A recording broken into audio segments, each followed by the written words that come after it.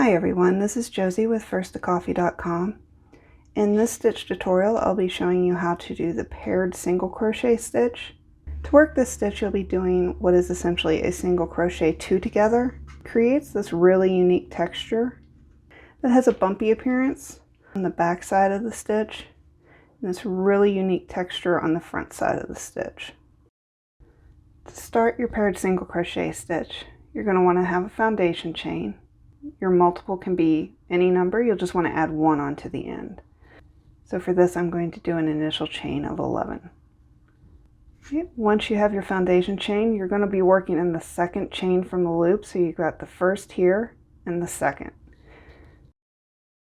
Many people when doing this stitch will do a single crochet in the first stitch, but I've found that creates a cinched appearance on the side and pulls the sides down and can actually curve the work. So what I like to do is start with a half double crochet stitch as my initial stitch in the row.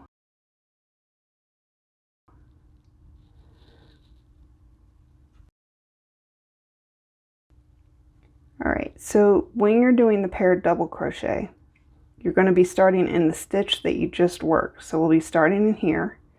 You'll insert your hook there, yarn over and pull up a loop. That'll give you 2 loops on your hook. Then you'll be working in the next stitch. So you'll insert your hook there, yarn over and bring up a loop. You'll have 3 loops on your hook. So you'll yarn over and pull through all 3. So for the next one, we'll be going back into the stitch we just worked. So insert your hook, yarn over, pull up a loop, then working into the next stitch, insert your hook, yarn over and pull up a loop, and then yarn over and pull through all 3. Okay, and we'll just be doing that throughout the rest of the row. So going back into the previous stitch and then into the new stitch.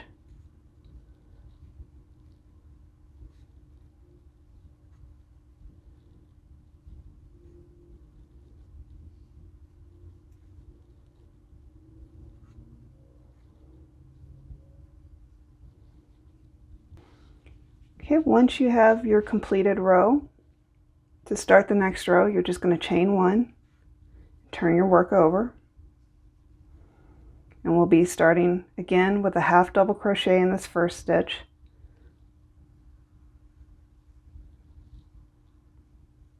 Okay, and then to do the next stitch, we'll be starting back in this first one that we just worked. Insert your hook, yarn over and bring up a loop, and then going into the next stitch. Insert your hook and bring up a loop, and then yarn over and pull through all 3 loops on your hook. And we'll just keep repeating that on down the row.